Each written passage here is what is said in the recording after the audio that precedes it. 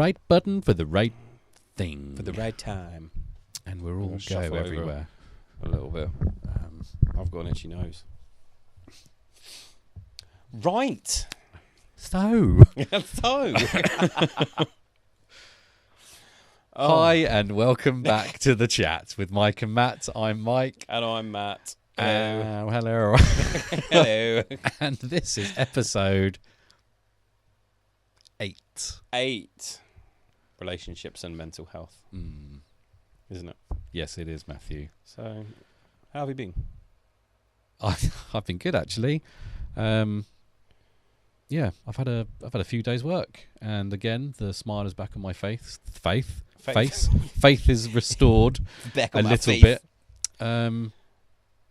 So yeah, again, like what we've just been saying for the last 7 episodes is sort of I just Irrelevant. Yeah, Scrap it. no, it has certainly improved how I've been feeling, and there's just a weight has been taken off of my shoulders. So yeah, man, I'm feeling good. I'm feeling really good. Nice. What we like to hear.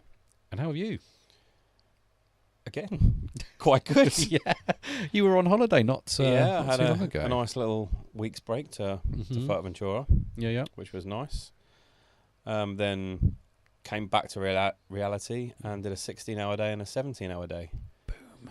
But I can't complain because it's money. Yeah, I don't think. I've forgotten that I had a holiday because it doesn't feel like I've had a holiday anymore. No, but it's definitely going to be welcomed. Like you definitely needed it, which was great for my mental health. And everything was good. There was being this the relationship and mental health episode. Everything good then on holiday with the missus? No, it was really good. There was a lot of gin and Fanta lemon drank, which made me think of you. But no, it was lovely. Poor Maria. It was. See, once you finish the drinks, just get into bed. I'll have to have the lights off tonight, honey. Sorry. Nah, the kids were there. Oh, good. Well, But no, it was good. very enjoyable, and it made me feel very happy. Amazing, mate. No, that's good. And like I said, I work 2 jobs now, so I don't have a spare minute in the day.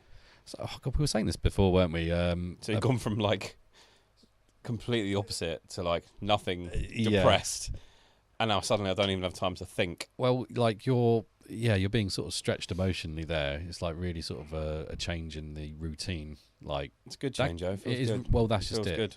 That if it's good, and like we were saying before about putting in the hard work and everything else. Now it's sort of like we don't want to take things for granted. But so yeah, we just got to make sure we just keep working hard, really. Yeah. So nice positive start to this podcast, isn't it? Yeah. Other than, I mean, we've sort of had a little bit of a hiatus whilst you went on holiday, and then we sort of took a week or two just to sort of have a bit of a relax. But I don't think I've lost much weight in that like 3 weeks. I've lost a bit. I can But tell that's because the of, gin, like the gin. Yeah. On holiday. I just drank alcohol and Exactly. nothing else. Honestly, I think that I would like is to the way say it's forward. because of like the tapas. You know, they're all small dishes, Mm. but I ordered like 8 of them at a time, Sure. which that probably didn't help. But then obviously since I've been working, But then you would have been like constantly. swimming as well. You'd been straight back work, but you'd have been like swimming on holiday and stuff as well. And like, it was lovely. yeah, It was gorgeous. I remember when we went away, and then I came back probably like a stone lighter, despite the fact we were like drinking heavily, and we ate like several pizzas that were. All we did was just drink tons of gin Yeah, and Yeah. carbonara pizzas and then the occasional beers down on the actual beach itself. But and a few coffees in the morning, mm, washed down with 20 Marlboro Lights. I think this has been my best relationship of my life. I agree, my friend. Cool. So right, relationships. Like, let's get into it. Recognizing how mental health affects your behaviour. I think we should probably start there because you're going to understand yourself better than And your mood and anyone your else, and your interactions. mood and everything else like that. Yeah. Yeah. So That's kind of like the first step, isn't it, to Mm. identifying. with anything, Yeah. actually, it's recognizing what is going on inside here, and what you then What you can do about it. yeah, or not do about it, but how you can compromise or adjust. Cope. Yeah. How you can cope with it. I guess that's the first step. And again, like these things will all change through your life. Like I know I'm not the same guy that I was like 10 years ago. Like No, not at all. I'm better. I'm not. I'm really faster, stronger. Matthew Foreman. No, definitely not. But even now, I think you'd still have to. You went slightly American then. When? But even now. But even now. But That's even even now. Oh, sorry. But even now, whether you're still in a relationship or you're starting a new one, like because we all change over time, then you'd have to be at one with yourself and recognizing things that you do and stuff and like.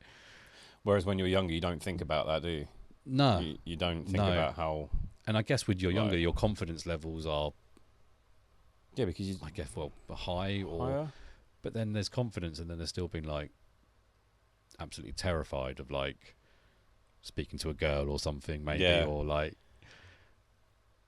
because I don't really, especially at school. I think up until like I don't know 15, 16 at that sort of age. You don't lie. You never worried about speaking to the girl. Oh, up until that age, I probably you didn't. Definitely. You suave. No, I think 15, 16 I came out of my shell, but up until that point, I think I was a bit of just a little geeky, fat. No, you weren't.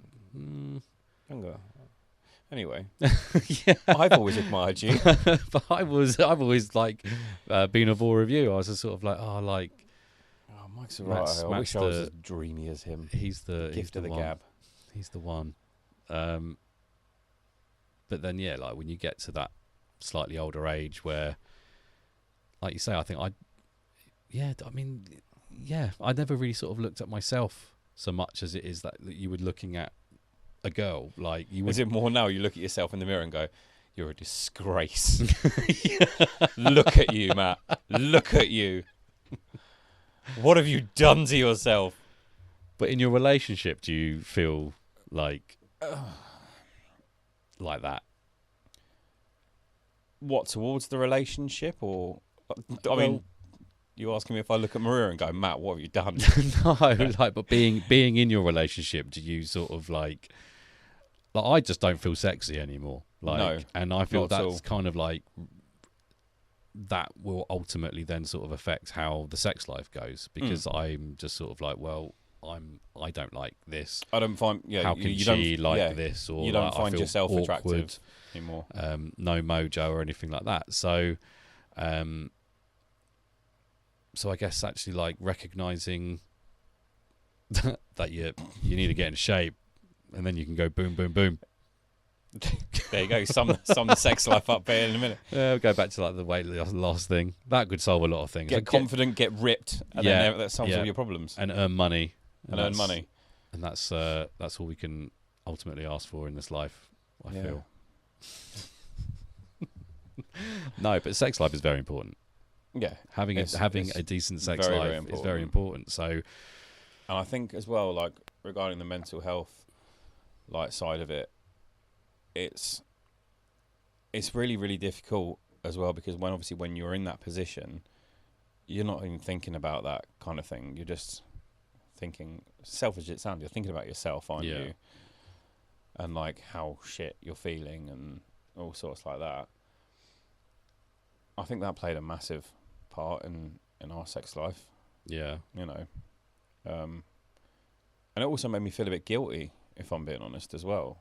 Because I was kind of like, towards the end, I was kind of becoming aware of it. Like, okay, I'm not paying enough attention to my wife now. And then that made me feel bad, which made me feel even more shit. Yeah.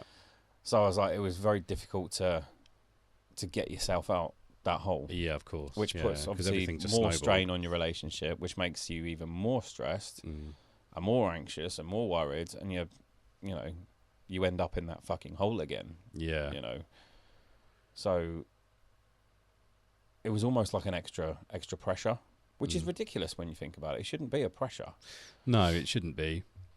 But I think we as as a species, I think because we do have cognitive thought, we do have like, it's hard not to avoid that that feeling, and then tumble down that kind of like snowball effect of sort of allowing it to get to like a certain point. Because then if you haven't, I mean, you've recognised it, it's like how do you then fix it essentially, or how do you start making things going in the right direction? Well, that I think just comes down to like what we've always been saying is just communication and talking about it. Because once you're on the same, I mean, you should just be on the same page anyway. Like you know, your partner is like, you know, your partner in crime with everything. Like you should be on the same page. And it is so easy for people to sort of like get out of sync with each other, and it's because of things like that. And that's just, it's not anything that's bad with the relationship. It's what's bad within your own mental state.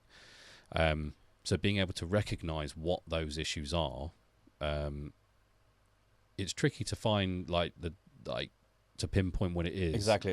It's but you speak difficult. to someone else and have someone listen to you and take everything in and then give you a little bit of feedback or advice or something. You might then find something that you hadn't even considered being quite helpful, obviously, in that situation. So, again, I know we always plug it. It's, you know, just talking about the issues. And speaking about your own issues, obviously, with your partner, like these are my fears. I'm sort of going through this, and I mean, I shouldn't have, but you know, and there's no reason for me to feel this, but I found it very difficult to talk about. I don't know why, because, you know, she's my wife. I should be able to tell her everything and anything. Well, do you think it goes back to what we were saying before about like trying to not worry? About. I think it's what we're speaking about in episode 1, like just fucking putting on a brave face, pretending that it isn't there. Yeah.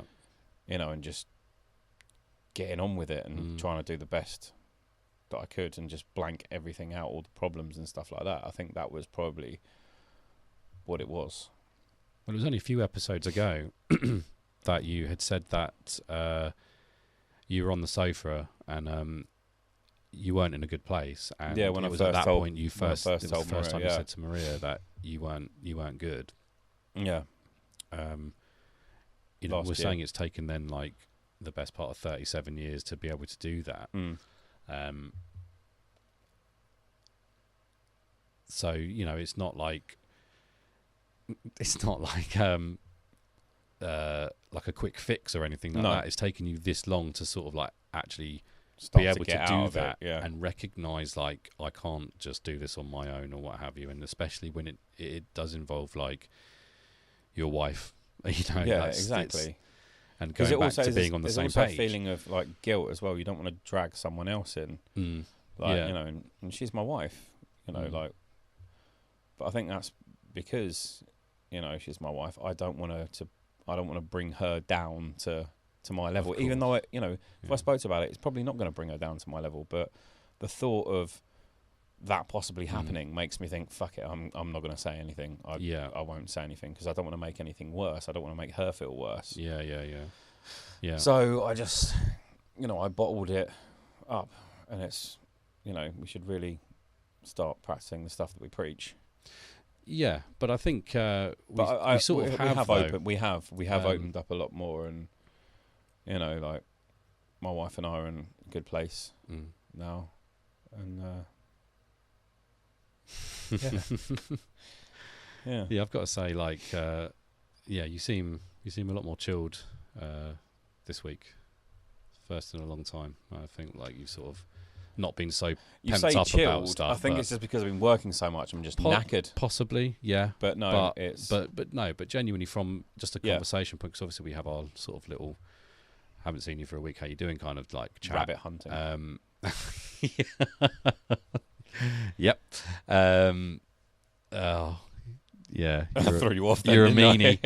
Yeah, you're a meanie. Matthew went rabbit hunting. Maybe that's a source of like getting. I'll tell you what, right? Okay, I will say though, right? I'm not encouraging, so I feel I have to explain myself first, right? Mm-hmm. I work he owns a farm, and obviously pests, like they're everywhere. So he just, I went with him the first time. I was like, okay. And the first time I saw, I'm not going to I'm not going to elaborate on the best place to. Oh, you're going down a rabbit hole here. No. Managing expectations within a relationship. Understanding that your partner, they can't fix your mental health, but No. they can support you. Yeah, and they can help you. Yeah, exactly. I believe that's quite important. I feel like I get that for sure. I mean, obviously it goes both ways naturally. Yeah.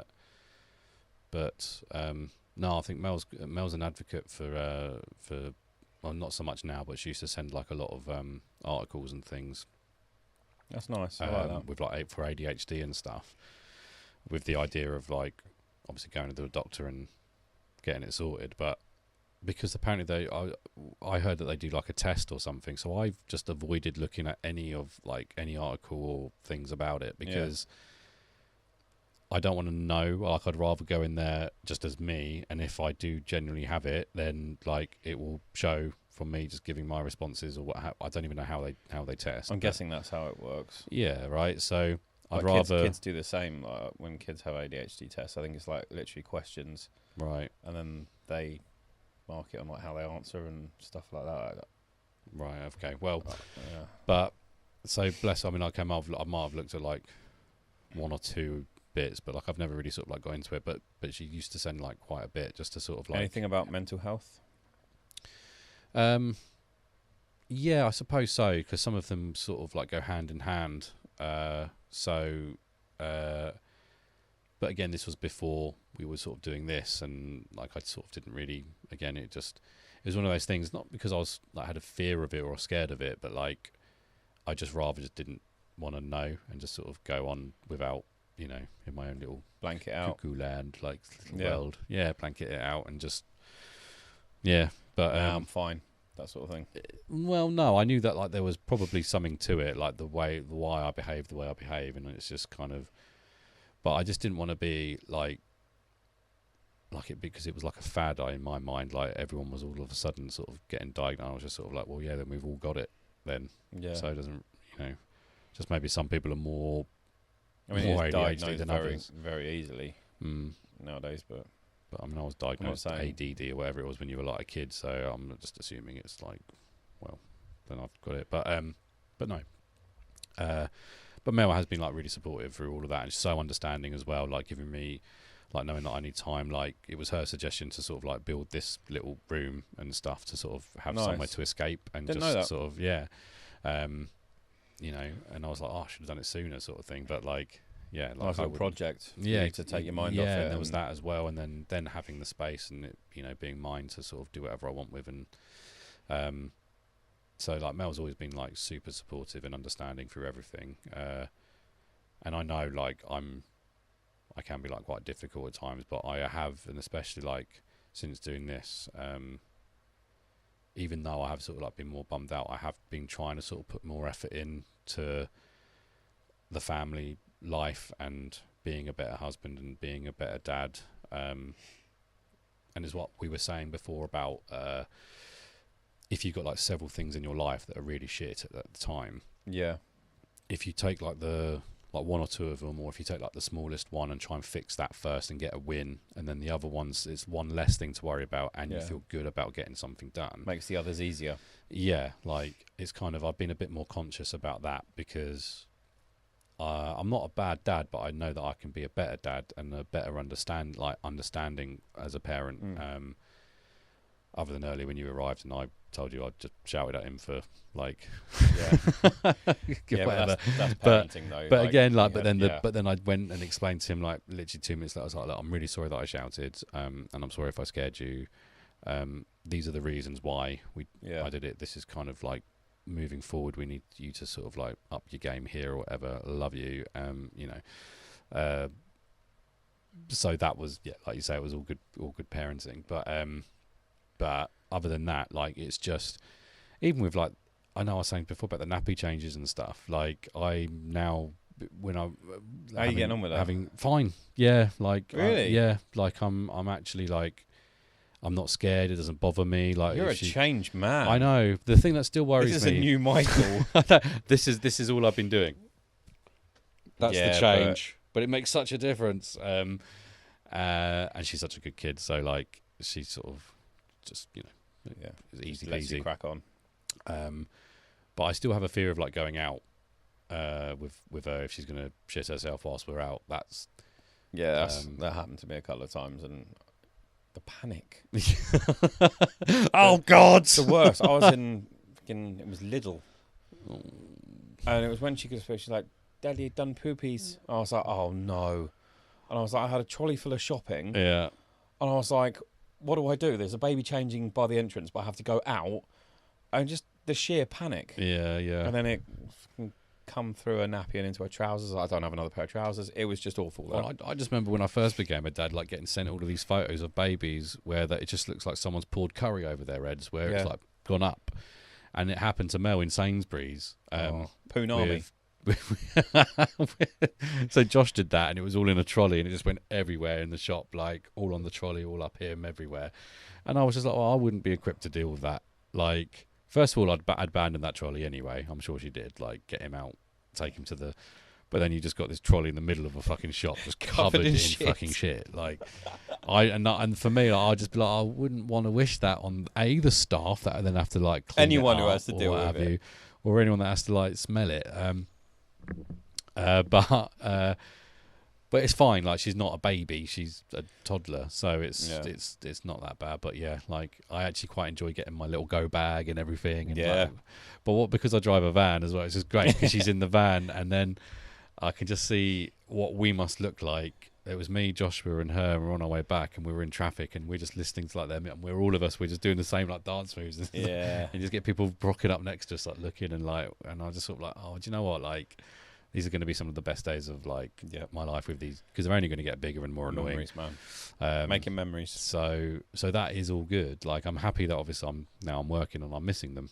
Yeah. So like I leave just as they're waking up, and I get back just as they're going to bed. That is the shit thing. Like, obviously, when I'm doing like my 17-hour and 16-hour days, I wake up and I'm out of the house before they're gone, and then I come home, and for the second job, I've probably got about 15 minutes, but I have to shower, get ready. So I'm like, hiya, mwah, love you, bye, and then they're asleep by the time I get in at like 11, so half 11. So trying to make sure that then the weekends and stuff, when you're not working, just make the time count. Yeah.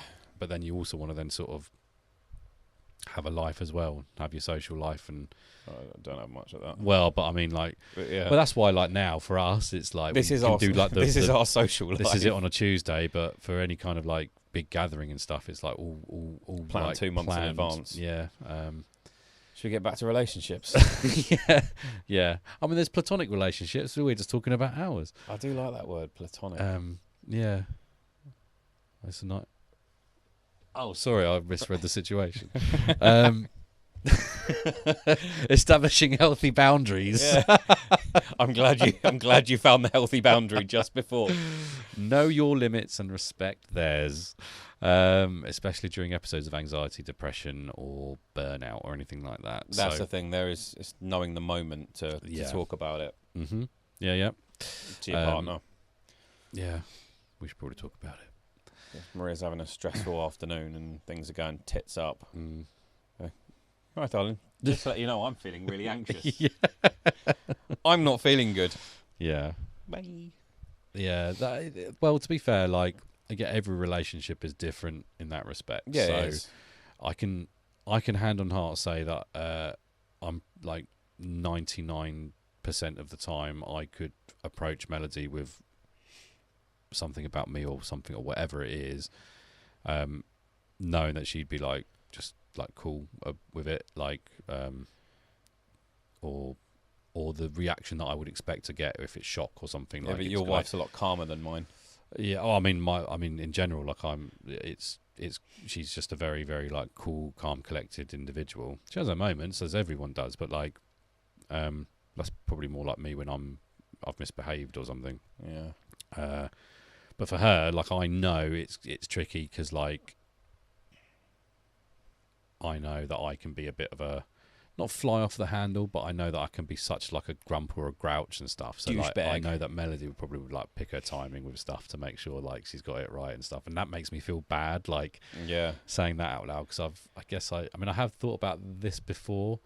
Again, when I'm sort of trying to sort of like, do like positive change and stuff, a bit of self growth and what have you, and I am conscious of that. And I think we were saying a couple of episodes ago about how we're getting older. We are just not getting cynical, but like bitter. Yeah, almost like just like grumpier. Yeah, I get the over things that never would have bothered me years ago.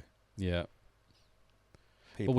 But I suppose like now that you're working and things are sort of like getting better, and the sort of the mental health is kind of, it's not as heavy as it was for either of us, I suppose, from when we started this. But then, journey. like now, I can I know it's not my mental health that's making me angry and bitter. It's just me as a person, right? Just becoming bitter and every little thing pissing me off. See, where I think actually, like even if I'm in a better mood and I'm not feeling upset or anxious or depressed, little things still piss me off. Yeah, sure. Well, I feel like I kind of, now that like the major weight, I suppose, like one of the major weights of my shoulders being finances or like working, what have you. Like my drive home today, there were so many dicks on the road and I couldn't care. I was in such a great mood. Oh, mate, I get so wound up on the road. So for me, so wound up. I don't know, like just having that stability has made me already. Well, I admire you for that, which is nice. Maybe I'm just more bitter than you. I don't think so. No, well, you might be. I know that I can just be a grump, or if I'm tired, or if I'm hangry, that's the worst. See, people change, even on like an hourly basis, you know? Yeah. I used to work, I had a director once that he literally would have to have a Snickers or a chocolate bar given to him like every hour and a half or at set times. So his sugar level, because he genuinely would just get angry. And it became a sort of like a joke where I'd just be keeping Snickers and stuff in my pockets and things, and I'll just go past, like, if he was a bit snappy, just slip a Snickers and literally I'd go and give him a Twix or what have you, and he'd laugh, but then he'd eat it, and then it would all be like, and it was great because was he fat? No, not at all. No.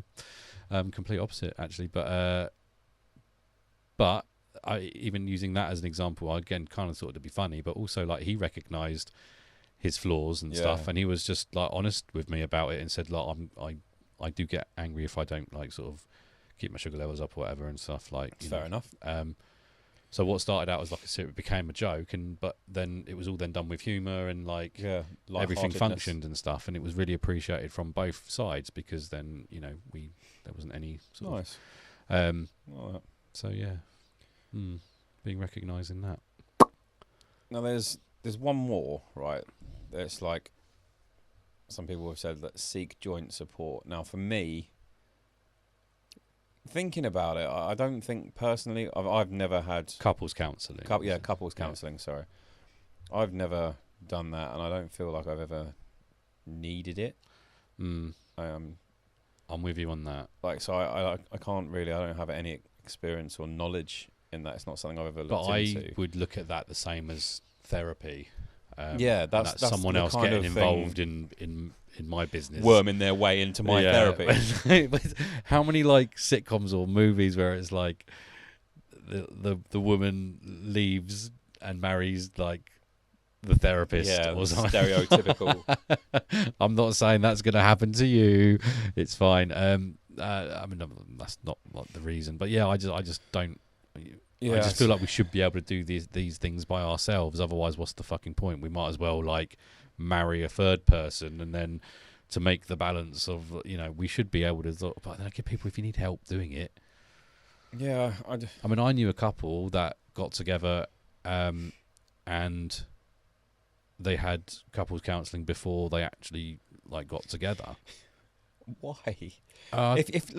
The way I think it was a complicated situation for them. The way I'm seeing that is neither of them really knew whether they fancied each other or not, or wanted each other. I think they did. I think they were very much in love, but it was more just how they got together. was like through cheating, basically. Oh, okay. So I think they both So they kind of wanted have couple like therapy hang-ups on, make sure that they you know, didn't like cheat on each other. yeah, maybe, or if it was just more like, I mean, I think the whole journey for him was like, yeah, just pretty Yeah. scary, I guess, Yeah, I guess it from would a mental point of view, be. like. Yeah. So, but they had couples counselling and stuff. I don't know if they're still together or not, but like, so it's Yeah, not that's just. So fair it's not enough, just. okay. So I Yeah. guess it's not just for people who are in a long-term relationship where things might be going a bit pooey or what have you. Tits up. And again, like that should be one of the last things. Like you should be trying things on by yourself. Yeah. And I just feel like if you're unable to make it work from that, whether it's something that you used to do together or just something new, Yeah. or if you're still not enjoying each other's company, well then you're just bored of each other. Yeah, Then you like just- that's kind of. That's it. Like, And God, how many people are getting divorced these days? Like I don't know what the stats were back then or what they are now, but like I don't know. but I just think know I think everyone I that know, I've spoken to that they're like, oh no, I'm separated or I'm divorced. Like I was just like scrolling through Facebook earlier. Tinder. It's not Tinder. It's on I'm joking, Maria. It's on Facebook, and it flashed up. There's a girl on there that I've known for years but haven't spoken to in years, and she had a divorce party, and it was like a Mexican themed one, and they're all wearing sombreros, and she said "Adios, prick." Now, I thought that was quite funny, but yeah. So, but then like I see pictures of her and her That just seems husband a and bit- kids and stuff. I was like, something extreme must happen there, but Yeah. maybe counselling could have saved them. I don't know, but Maybe. yeah, but you're right. Everyone seems to be getting divorced at the moment. I know more people that are getting divorced than married. I think at the Well, I moment. suppose, yeah, but I don't know if marriage was like. It used to be sort of a more religious-based thing for sticking together, was it? Or was it just morally the right thing for people to stay together? I don't know. Like, It's more holy, wasn't it? I guess. Like Yeah, once I you get guess, married, yeah, you're with that one like- person for the rest of your life, and that was the way it's done. But No, well, yeah, no, it is. I mean, my grandmother sort of spoke like that when my brother went through his divorce. I won't go down there, but like, yeah. Like I kind of. But if it wasn't going to work, like, why would you stick it out in a bad relationship? 100%. 100%. I suppose if people have like got children or what have you, like that's going to be, That makes things a lot more you difficult, know, isn't it? from a family point of view. But then I guess even more so if you've got a family and things are bad, then maybe going to a couples counselling where you can actually talk away from the kids, like at a time that you can. It's just you two and a therapist.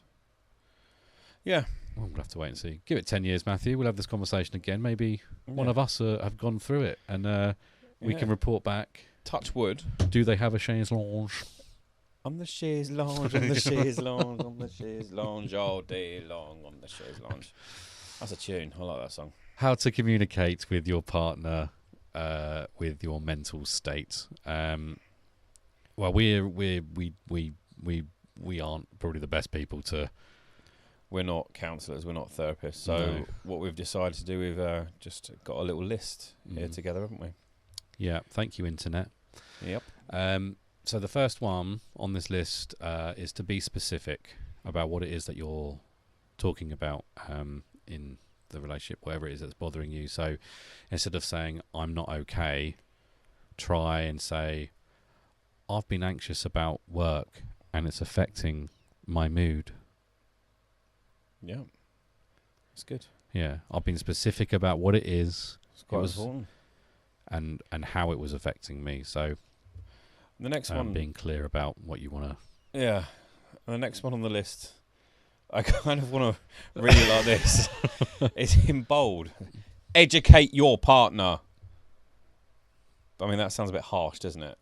But Yeah. you want to like share like helpful resources or articles to help them understand a little bit better about how you're feeling, what your emotions are. Yeah. Yeah. You know, That's what I was saying earlier. Melody did that with Educate them. with ADHD. sit them down on the sofa. She was trying to educate me, you see. So Yeah. that voice So- was What's Melody's That's good. voice of? Get educated. Yeah. Create check-in routines. Now, weekly emotional check-ins obviously can be quite helpful to both people. I mean, that's definitely. That's just general communicating, isn't it? Just sort of drop in and your mate at what's it going? You all right? But if you are, Right, if you are setting a time and a place to do it, then it's like forcing. It becomes routine, I guess. Like it's forcing you. Like us doing this podcast every Tuesday night. Yeah, you know, it's it's good for our mental health. And again, this isn't just for the podcast. It's just two mates meeting up and having a chat. Trying to. But yeah, I think for some people that might be good to have the weekly check-in because it becomes a part of a routine, and then like I think again with life, like it might be hard for some people if like I mean that could be part of the issues, isn't it? Like you might not see each other in your relationships because you're both working odd jobs, or it's difficult with so much with like children or what have you. But like it is important, as we keep on saying on this channel, is that communicating and talking is probably the most healthiest thing that you can do. So why the hell would you not do that and get on the same page as your partner? Why wouldn't you? So yeah, get in that routine, even if it is once a week. And I'm going to let you say the last one because it's not physically possible for me to say that word. I just can't say it. Encourage reciprocal sharing. Reciprocal. It's not sinking in. It's giving me the because I can't pronounce it. You've been triggered. Triggered. So, encourage reciprocal sharing. What does that mean? It means make it safe for both you and your partner. Make it both to be vulnerable with each other. Vulnerable. You can say that one. Say that one. Yeah, that's why I said that. Yeah, I can say the word vulnerable. And as we have said, it's not just one-sided. It's not all just about this is me, this is how I'm. Like you got to take into consideration how your partner's feeling as well. You know, because your mood will affect theirs. All the time. Yeah, whether it's you're aware of it or not, or even if it's just subconsciously, your mere presence will affect other people, depending on your mood. So, make sure that you're sharing in these conversations with each other about how each of you are feeling, much like what we do here. We check in and make sure on each other's well-being once a week. Exactly. Except for the last sort of 3 weeks. But that's fine. Yeah, I've had too much fun. Mm. Building deeper connections with friends and family. So it's not just romantic relationships, it's platonic relationships. Yeah, absolutely. With your friends. Yeah. And your family. And we've always plugged the talking and our friendship group and how brilliant it is and stuff like that. We're very lucky. But it's only till recently that we've sort of been initiating more meaningful conversations within the group, I guess, or with individuals at certain times. It's more individuals, isn't it? At certain times, but we're all there for each other. I can't speak for everyone in the group, but you'd like to think it is sort of happening for their sake as well. Yeah, it is. So, and like we've already said, this is our outlet. Two friends sort of hanging out, just talking about stuff that we've never really spoken about before. With the general shit of twaddling in between. Yeah. The ramblings. just to try and get our brains ticking and thinking about ourselves a bit more. You ever been rabbit hunting? No, I haven't. That's brilliant. So be open about your mental health, but I think that's kind of like as when it's appropriate to. Do you know what I mean? Like you don't want to kind of just.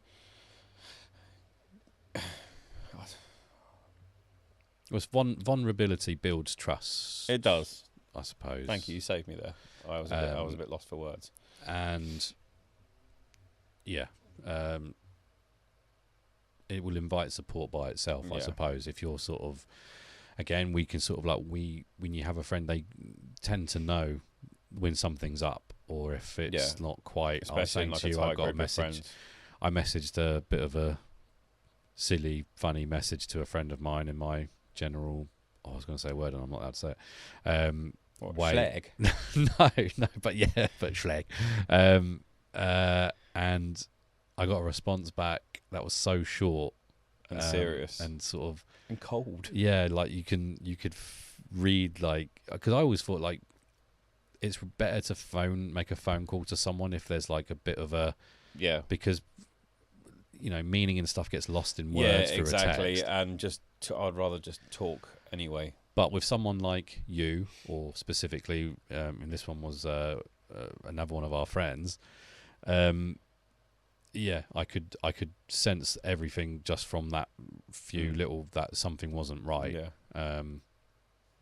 And that's what that kind of means. Like, once you've sort of let someone in, it will be reciprocal between the two of you, being honest and everything else. That's just building a relationship, building a friendship, building a relationship. Like, And that kind of leads on to, like, talking about our friendship group. That kind of leads on to the next point as well. Like, invest time in quality rather than quantity. yeah, Kind of thing. yeah. I think we've been associating forced with deeper friendships than lots and lots of shallow ones. Yeah, sure. Kind of thing. And obviously, we're lucky that we have a lot of people to talk to that we have deep friendships with.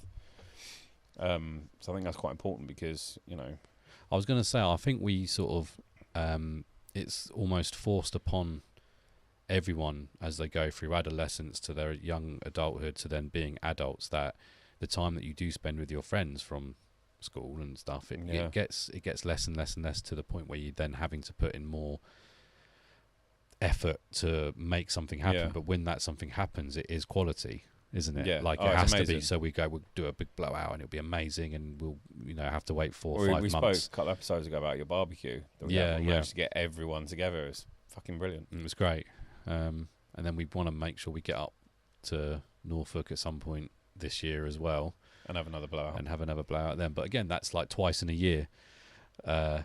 And the thing is, we've run out of people to get married, although no, we haven't. There's still a couple, but we had that sort of 3 years where we were quite heavily involved doing, because we had so many weddings coming up that we were having like three stag do's a year, parties, massive stag like do's. everyone meeting up and stuff, just to sort of talk about the stags and all that. And obviously, like 7 years later, I got married, and then that was brilliant. and yeah.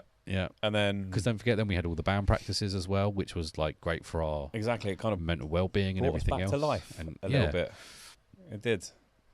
So it's very important to sort of Get sure married.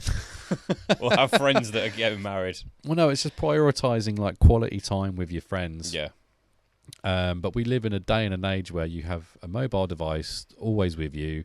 You have so many different platforms to be able to communicate with friends and stuff. So it's not, okay, the quality of actually meeting up and doing something awesome is one thing, but then being able just to message and text and keep lines of communication open is even as vital. And like I said, like, we've all, and I'm guilty of it, everyone just goes to texting each other these days. But see, I'm kind of the opposite. Making the phone call, I fucking hate texting. right? Well, I don't hate it. It's just the constant beeps and shit. Yeah, it's the and all constant that. bit, and it's constant. Like, if I'm busy, if I'm at work or if I'm doing something or whatever, I'll read the message, like, I'll respond to that later. I won't forget, and then I just forget. Yeah. That might be just me being really forgetful. No, but if someone calls me and I get a missed call from that, I can call them back, or if I'm there, I'll answer. Yeah. That's it. Plans organised. Whatever needs to be said is said. Doesn't But mean I love you any less. But I do like having the text, because like I'm the opposite. If I've read it, I will go back to then respond. Where if it's like a voice call, I might forget what someone has said. Yeah. And then I'm sort of true. like, I mean, obviously, listen, it's actually organising plans are good when they're message, for a group, because then you constantly got the date and the time. But Just just to have a more of a personal conversation, hearing that voice rather than it being a text. Although again, if you're on a train, like I'd much rather be texting rather than on the 100%, phone, yeah. or if you're I guess it depends on the situation. or doesn't time, like, you know, you don't want to be annoying your wife or something at like it? Yeah. 11 o'clock at night chatting to your bud or whatever, I don't know, but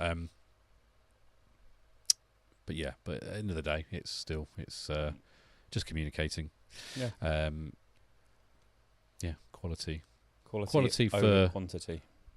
few times a year, and then just consistent quantity of how are you, man, you know, maybe. There you go. Or just talking, or like I said, just talking absolute crap to someone, and then just gauging something's not right just through that. So yeah, it works. Showing up consistently. I mean, yeah, you got to be. See, with that one though, I think that's a lot easier said than done.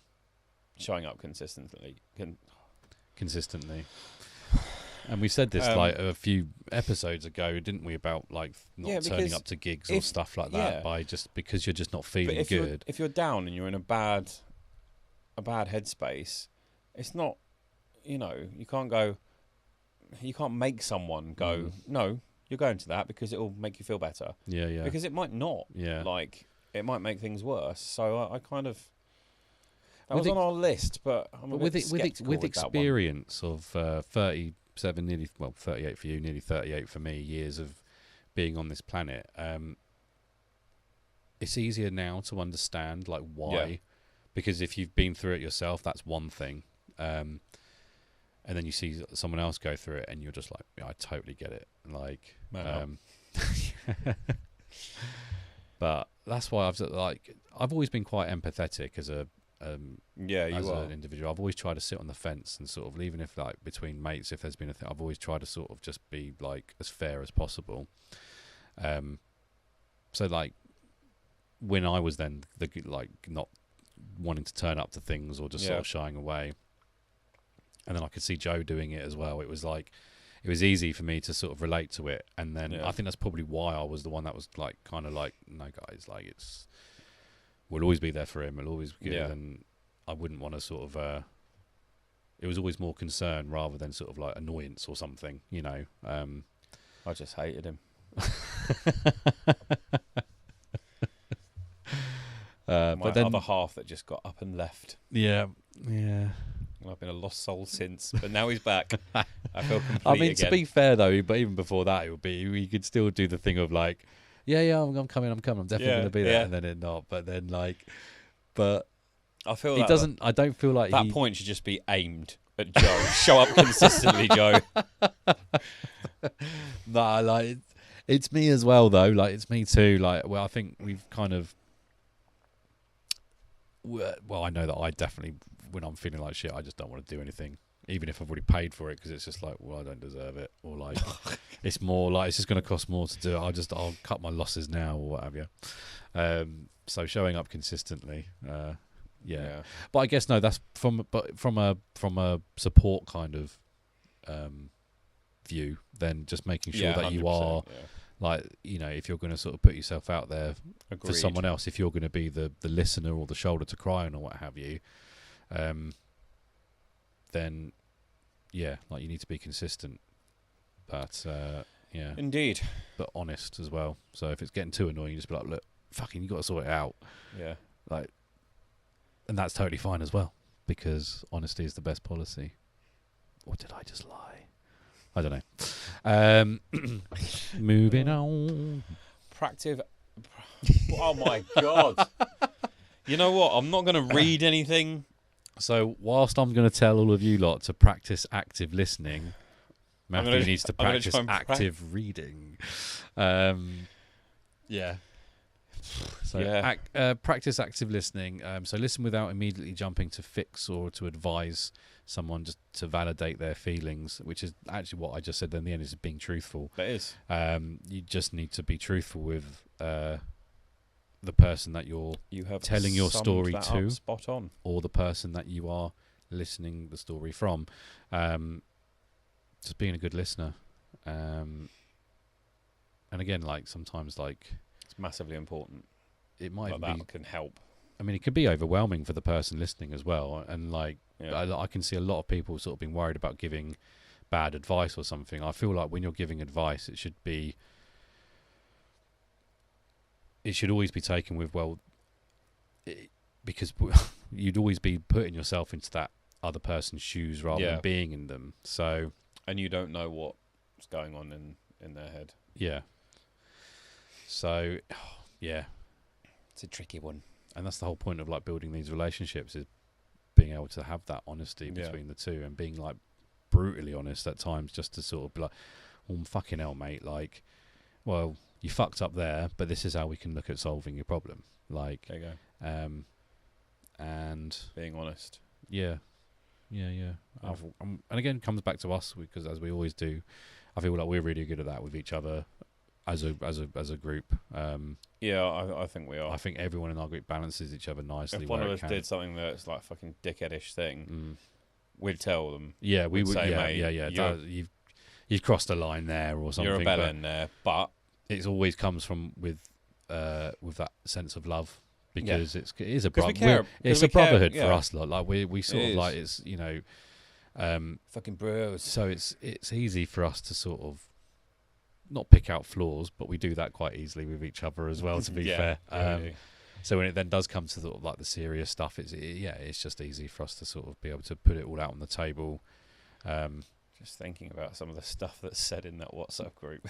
I think if everyone, even the ladies as well, like even their WhatsApp groups, if like any of them got like sort of leaked, there would be like red faces of embarrassment and. Well, it did, didn't it? And shock. Oxford. I think it was Oxford Uni.